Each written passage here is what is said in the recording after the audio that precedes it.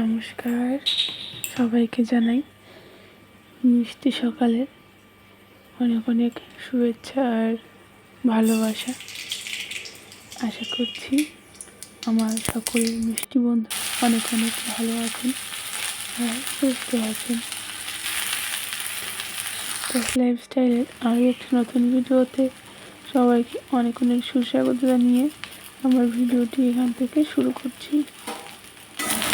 আজ সোমবার, আমাদের নিরামিষ, তার জন্য রান্নাবান্না শুরু করে দিয়েছি।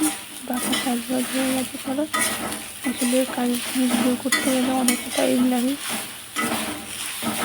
তাই আমি ভিডিওটা আসলে সময় অন করি না, মাঝে মাঝে করি। এখানে পাটের শাকটাকে নুন পরিমাণে সামান্য তেল দিয়েছি। তারপরে নুন হলুদ দিয়ে এগুলোকে ভালো করে নেড়ে নিচ্ছি। তারপরে কাঁচা লঙ্কা দিয়েছি, মরিচটা হালকা বেশিতে দিতে হবে। পরে দেখো একটু ভাজা ভাজা করে জল দিয়ে দেবো। আসলে এই শাকটা অনেক দিন হয়েছে, বাজার থেকে আনা হয়েছে। সেখানে বাজারে গেছিলাম সেদিন, তো দুটো শাক ছিল, একটা খাওয়া হয়েছে আর একটা খাওয়ার সময় এবার সুযোগ কোনোটাই হয়ে উঠছিল না। তো আজকে না বাইরে ভীষণ সুন্দর হাওয়া দিচ্ছে। অনেক জায়গায় শুনি যে বৃষ্টি হচ্ছে, কিন্তু আমাদের এখানে এক ফোঁটা বৃষ্টি হয় না। বিভৎস গরম, আর এই আজকে একটু সুন্দর হাওয়া দিচ্ছে, কিন্তু তাও না গরম আছে। এখানটায় আমার শাকটা রান্না হয়ে গেছে। আজকে মোটামুটি অনেক কিছু রান্না করে ফেলেছি। এখান থেকে সয়াবিন করেছি আলু দিয়ে। এখানে টক টক করেছে, আমের টক।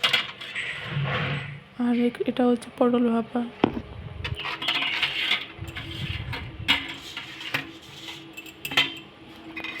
পটল ভাপাটা আমার খুব একটা ভালো লাগে না, কিন্তু আমার হাজব্যান্ড ভীষণ পছন্দ করে, যাই হোক ওর জন্যই করা।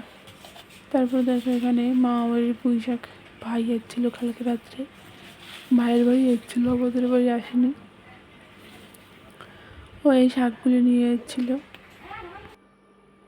এখন সন্ধে হয়ে গেছে, ছেলেকে ঘুম থেকে তুলে খাইয়ে দিয়েছি।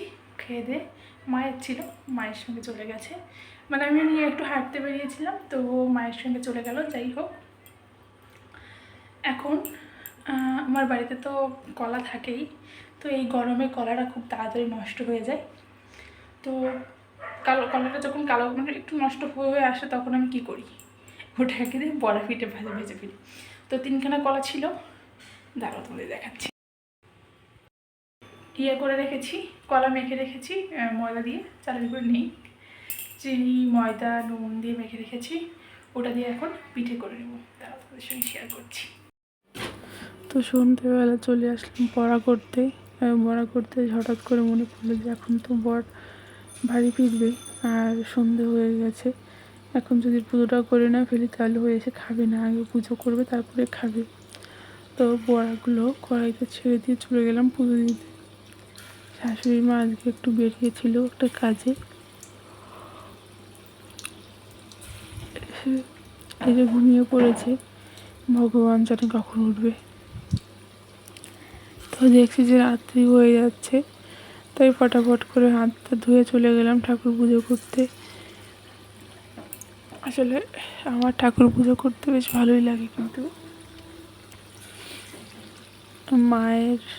মা করে, তো আসলে উনি সকালবেলা উঠে ঠাকুর পুজোটা করেন, তাই আমার আর সময় সুযোগ কোনোটাই হয়ে ওঠে না পুজো করার জন্য।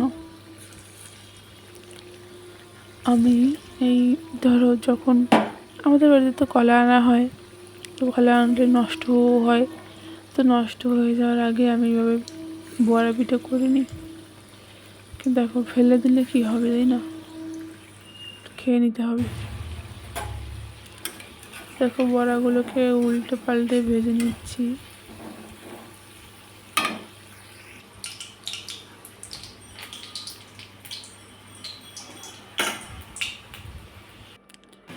দেখো এখনও কি সুন্দর হাওয়া দিচ্ছে, আমি সারাটা দিন এরকম হাওয়া দিয়েছে।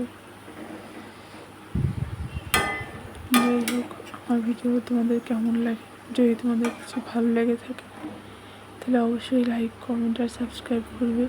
আর দেখো পিঠেগুলো ভীষণ সফট হয়েছে। ভালো থাকবে সবাই। টাটা, দেখা হবে অন্য কোনো দিন, অন্য কোনো সময়।